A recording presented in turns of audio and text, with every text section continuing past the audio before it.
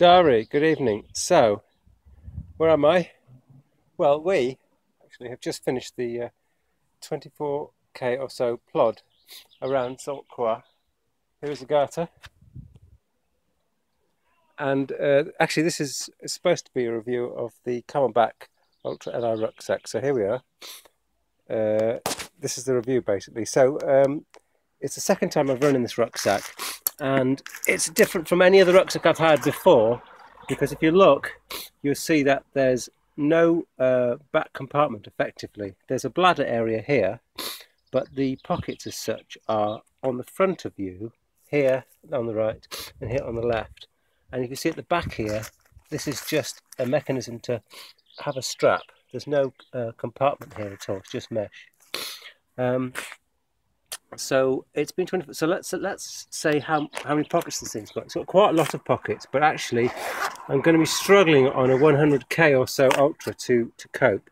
Here's a back pocket, and in here I've got anorak, I've got some emergency food, I've got some duct tape, which is good for all kind of medical emergencies and sticking yourself together. And on the back here, you'll see there's a nice little pocket here. Look at that.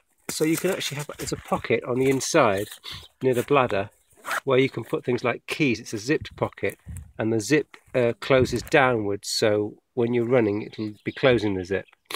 So here's the bladder. It's a 2 litre bladder, and there's the horizontal bladder with the right and the left compartment. Now the tube comes out on the right here, and I've fed it on the underside, and I've chopped the tube so it's exactly the right length. So now if I wanted to revert to the over the top path here, I'd need to get another one because it's the wrong length, it's too short. So again, there's pockets galore. They're not very big. Some credit cards would fit here, which is what I've got. On the right, I've got things like food bars. I think for 100k Ultra, without food provided, you're going to need at least 5 bars. So I've got 5 in there. I've also got some emergency glucose as well.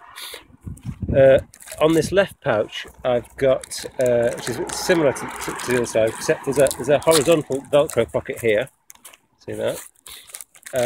And I've got carbohydrate powders to put into drinks. So on our forthcoming Ultra, we've been told there's only water, and I think an efficient way to get carbohydrates into the bloodstream is via these powders.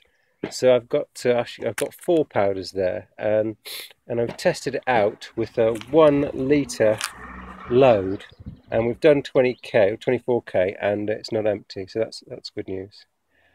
So as you can see, if you turn the rucksack over here, you'll see there's a bottom strap here, but there's also 2 chest straps. So there's an upper chest strap and a lower chest strap.